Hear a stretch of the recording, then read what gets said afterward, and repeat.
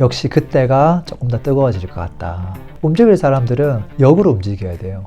레몬님, 네. 곧 설이에요. 아, 벌써요? 네. 빠르네요. 또 한 살 더 먹었습니다. 근데 네. 항상 설 연휴가 지나면 부동산이 들썩인다. 이런 이야기도 많거든요. 실제로 어떤지 팩트 체크 해주세요. 뭐 제가 정확하게 뭐 수치로 체크할 수는 없고 과거에는 좀 그런 경향이 있었죠. 오, 진짜요? 뭐 명절 되면 이제 대가족이 모이니까 뭐 음식 준비하고 차례 지내고 뭐 하다 보면 뭐 소소한 이야기 하잖아요. 그럼 이제 뭐 정치 이야기 나오고 부동산 이야기도 당연히 나오죠. 그러다 보면은 이제 명절 쉬고 오면은 야, 그게 집값에 영향을 준다. 왜냐면 서로 야, 최근에 우리 누나 집값 너무 올랐어. 야, 웬만하면 집을 사. 너 지금 결혼할 때 됐잖아. 하면서 이렇게 이야기를 조언을 하니까 특히나 분위기가 좋을 때는 그게 더 확산된다는 거죠. 명절 지나고 나면. 근데 최근에는 사실 명절이 되게 간소화됐잖아요. 모이는 가족도 좀 작아졌고 음식 준비도 잘 안 하죠. 함께 있는 시간도 밥만 먹고 딱 헤어지죠. 대화 주제도 민감한 주제를 약간 피하기도 하고. 그러니까 명절 그 자체가 뭐 부동산에 큰 의미를 주지는 못하지 않을까. 그리고 요즘은 오히려 뭐 좀 더 가볍게 이야기할 수 있는 뭐 삼성전자나 뭐 이런 이야기 더 하지 않을까요? 그런 생각도 듭니다. 근데 이제 뭐 설 말고도 네. 방학 때 오히려 이제 이사를 많이 다니니까 네. 집값이 더 올라간다 이런 이야기도 있더라고요. 네, 당연히 방학에 대한 요인도 있죠. 아무래도 학년이 끝나는 겨울 방학 때 그때 움직이는 분들이 많으니까. 근데 이제 1, 2월 뭐 방학 때만 집값이 오르냐라고 보면 전혀 그렇진 않죠. 최근 2년만 보더라도 사실 봄, 가을이 제일 많이 올랐거든요. 봄 오르고 여름에 잠깐 쉬었다가 가을 빡 오르고 겨울 약간 쉬었다가 또 봄 빡 오르고 지금 이게 2년 동안 이루어졌거든요. 왜 그래요? 이사 시즌이라서 그런가? 아니죠. 뭐 이사 시즌이 아니라 2015년부터 2021년 완전 대대상승장 때 그때는 봄, 여름, 겨울 할 거 없이 그냥 꾸준하게 올랐습니다. 막 정책도 막 엄청 많이 쏟아졌고. 어찌 보면 사실상 사이클이 중요한 거예요. 예를 들어서 지금 엄청난 상승기다. 누구나 와, 야, 집을 무조건 사야 되는 거였구나. 그 정도 되는 상황이었으면 명절이 중요하죠. 왜? 사람이 모일수록 부동산 이야기를 계속 하거든요. 네. 근데 이제 만약에 대상장이 아니라 바닥을 치고 이제 넘어가려고 하는 어떤 그런 상황이었다. 그때는 명절 때 부동산 이야기 아무도 안 하죠. 그러니까 명절이 아무 의미가 없는 거예요. 이제 그러다가 뭔가 바닥을 다지고 싹 올라가서 조금씩 상승하기 시작한다. 이때는 긴가민가한 타이밍이잖아요. 그때는 봄, 가을이 좋죠. 왜? 심리적으로 약간 위축되어 있는데 좀 올라가는 건데 진짜 갈까? 더 많이 갈까? 긴가민가 할 때 그때 심리적으로 위축되어 있지만 날씨까지 추우면 안 가잖아요. 임장을. 근데 이제 봄, 가을이 되면 너무 좋으니까 날씨가 한번 보러 가볼까 하면서 이제 보러 다니는 사람 많아지고 거래도 좀 발생하고 나 말고도 이렇게 임장 온 사람이 많았네 하면서 이제 경쟁이 또 붙는 거죠. 네. 그래서 상승 초입기에는 오히려 봄, 가을이 좀 더 뜨거운 것 같아요. 근데 이게 뭔가 카더라가 아니라 실제로 네. 어느 정도 영향은 있지만 사실은 그런 대세 상승세 이게 더 중요하다는 거네요. 사이클이 중요하죠. 지금 초입기냐, 중간이냐, 고점이냐 거기에 따라 중요한 포인트는 다르다. 근데 지금 서울이 너무 네. 많이 올랐잖아요. 네. 그래서 아무리 간소화돼서 조금만 만난다고 하더라도 분명히 이야기가 나올 것 같거든요. 네.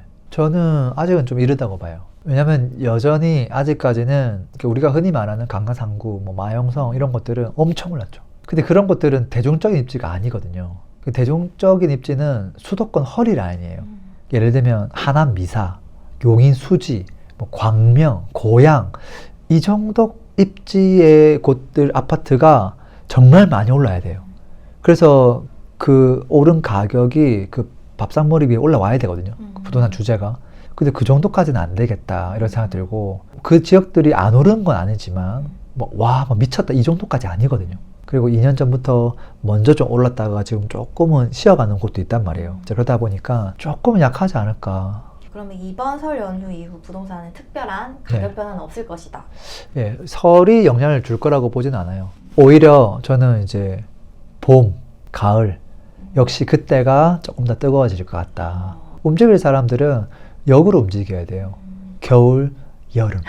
그때가 오히려 좀 더 좋은 매물, 조금 더 좋은 가격 협상 가능한 시기라고 보고요. 이게 이제 올해 가을부터는 진짜 완벽한 공급 부족 시기로 진입하거든요. 그래서 올해 가을 내년 봄 그 사이가 되면 이제 미친 전세 이런 키워드가 뉴스에 등장하기 시작할 거예요. 그러면서 전세 가격 상승이 생각보다 클 겁니다. 네. 지금도 근데 많이 올라갔는데 여기서 더 올라간다. 이제 완전 시작인 거죠. 전세만 놓고 봤을 때는 이제 시작인 거고요. 그 정도쯤 되면 이제 수도권 허리라인이 키 맞추기가 본격적으로 시작될 거거든요. 그럼 이제 그 다음 명절 때 이제 그게 또 이슈가 되겠죠.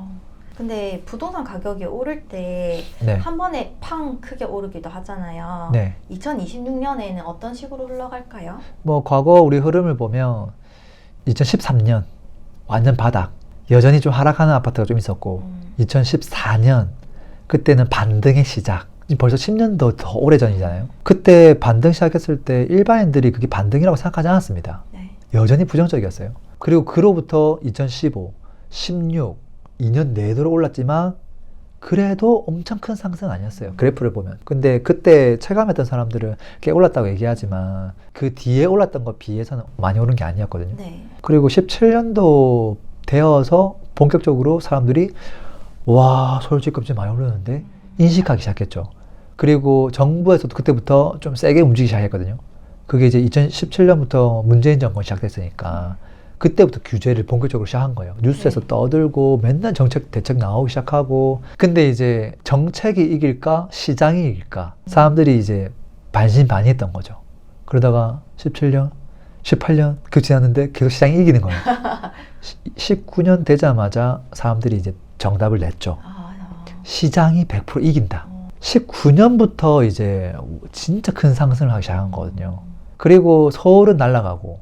근데 재밌는 건 뭐냐면 2019년 말까지 인천 지역은 제자리였어요. 15, 16, 17, 18, 19. 5년 동안. 언제 올랐어요, 인천은? 19년 말부터. 예. 2년 동안 바짝 올랐죠. 근데 인천뿐만 아니라 다른 지방 광역시도 그때 다 올랐습니다. 그러니까 흐름이라고 하는 게 따다다다다다 이렇게 올라가는 게 그게 일반적이에요. 그게 주식도 마찬가지고 뭔가 투자 수요가 있는 이런 것들은 사람들이 그게 좋아서 사는 게 아니라 사람들이 가니까 가는 거예요. 예, 그러니까 조금 고점 맞이하면 위험하기도 하죠. 욕심을 많이 부리면 또 크게 리스크가 생기기도 하고요. 그래서 최근 보수만 놓고 보면 2024년, 2025년 생각보다 큰 상승을 했어요. 지금 과거 2015년부터는 지금 21년도까지 처음에 약, 중, 깡깡깡 이렇게 갔단 말이에요. 근데 하락을 끝나고 2023년부터 2024년이 되어서는 강한 상승을 2년 동안 내리한 거예요. 좀 달라요. 왜 옛날이랑 달라요? 하락을 너무 많이 했으니까 수요가 그만큼 빨리 튀어 올라간 거죠. 이러면 이제 어떻게 되냐면 과거랑 지금이랑 또 다른 거예요. 왜냐하면 과거는 하락도 천천히 하락했거든요. 5년 내리. 그러니까 오를 때도 천천히 가다가 마지막에 이제 올랐던 거고, 그다음에 하락을 급하게 했으니까 또 올라갈 때 급하게 올랐거든요. 그래서 지금 이 순간부터가 사실 중요하잖아요. 그래서 이렇게까지 1, 2가 강하면 그 다음 지역도 전이가 빨라지고 강해져요. 다만 서울의 상승이 그 다음 지역 넘어갈 때 그렇게 빨리 못 가는 이유가 금액 차이가 너무 많이 납니다. 그리고 서울이 훈풍 부는데 시간이 좀 걸리거든요. 과거에 아까 서울이 5년 움직이고 그 다음 다른 지역 움직였는데 지금 이제 2년 바짝 올랐으니까 한 1년 정도만 서울이 더 움직이면 그 다음으로 저는 3년 이내에 다른 지역으로 바로 넘어갈 거라고 보거든요. 그래서 경기도 뭐 조금 2급지 이하, 뭐 인천 뭐 이런 지방까지 그 다음 지역으로 흘러가지 않을까 싶고, 그 시점이 저는 이제 올해 가을, 내년 봄 본격적으로 그때 완전 스타트다 이런 생각하고 있죠. 그러면 랭구님이 네. 말씀하신 그 2급지, 3급지에 앞으로 더 관심을 많이 가져야 돼요? 1급지보다?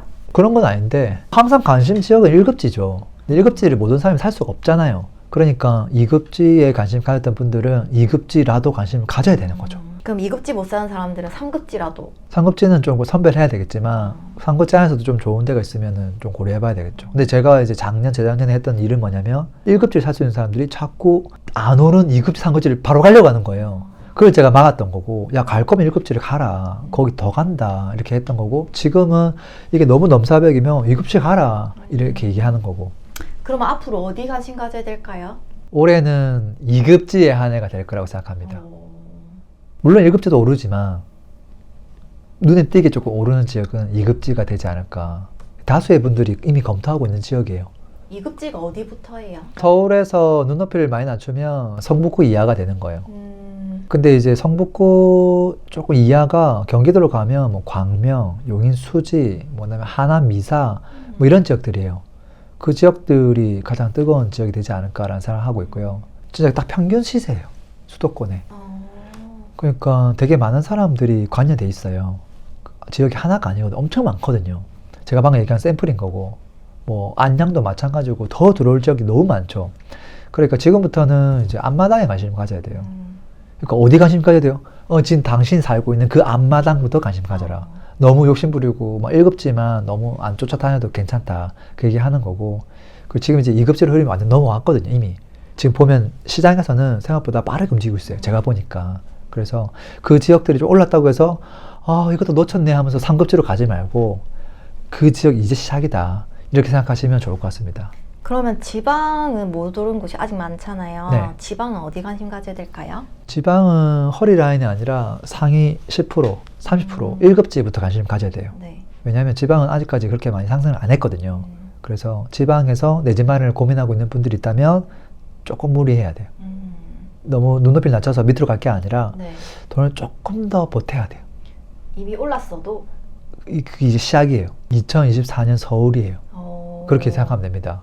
지방분들한테 네. 완전 기회네요. 그래서 지방에서 너무 저렴한 거 아무거나 사지 말고 저는 욕심을 조금 부려라. 이런 이야기를 좀 해드리고 싶습니다. 광역시 큰 지역들 안에서. 1차적으로 그렇죠. 광역시가 먼저 올라야 되니까요. 근데 뭐 신축이랑 구축 이런 것도 사람들이 굉장히 많이 고민하잖아요. 네. 어떤 걸 사야 될까요? 당연히 신축이 좋죠. 모든 사람들은 신축을 좋아하죠. 근데 이제 신축이 입지가 좋은 1급지 안에 많이 없는 경우가 많아요. 특히 지방 광역시로 가면 갈수록 그게 더 심합니다. 입지 좋은 곳에 신축이 있으면 1등이죠. 근데 그거 없으면 자꾸 외곽에 신축을 가요. 그게 아니라 입지 좋은 구축을 사야죠. 그리고 항상 흐름이 제대로 빡 오면 처음에는 약하게 오다가 뒤에 쫙 오르거든요. 네. 그때 쫙 오를 때 입지 좋은 구축이 쫙 오릅니다. 그러니까 먼저 꿈틀거리는 거는 외곽에 있는 신축이 먼저 꿈틀거릴 수도 있어요. 근데 그거는 착각일 가능성이 매우 높거든요. 예. 그러면 마지막 한 줄 제가 해보면 이제 시작이다. 그렇죠. 평균으로 따지면. 평균치로 따지면 이제 시작이다. 그래서 큰 파도가 한번 지나갔고요. 네. 이제 그 다음 더 큰 파도가 지역을 넓혀서 지금 오는 중이죠. 그래서 앞으로 2년 동안 전국이 떠들썩해질 겁니다. 그래서 이번 기회를 놓치면 내 집 마련은 진짜 멀어질 수 있어요. 돈 없는 사람 어떡합니까? 욕심을 안 부리고 그냥 실고 잘 좋은 집을 마련하시면 됩니다. 오늘 이야기가 좀 도움되었으면 좋겠습니다. 명절 잘 보내세요. AI 시대에 어떻게 우리가 투자를 해야 될까요? 그냥 궁금한 것들을 채팅으로 남기시면 됩니다. 자, 매매가 13억에 맞는 아파트 추천해줘 하시면 3초만 기다리시면 아마 AI가 가장 최적의 입지를 고려한 아파트를 추천해 줄 겁니다. 하나, 둘, 셋. 자, 어떤가요? 13억대 아파트, 그리고 재개발 구역, 조금 더 나아가서 수익형 부동산까지 회원가입 없이 그냥 입력만 하시면 바로 보실 수 있으니까 바로 확인해 보세요. 원하시는 아파트 찾아볼 수 있을 겁니다.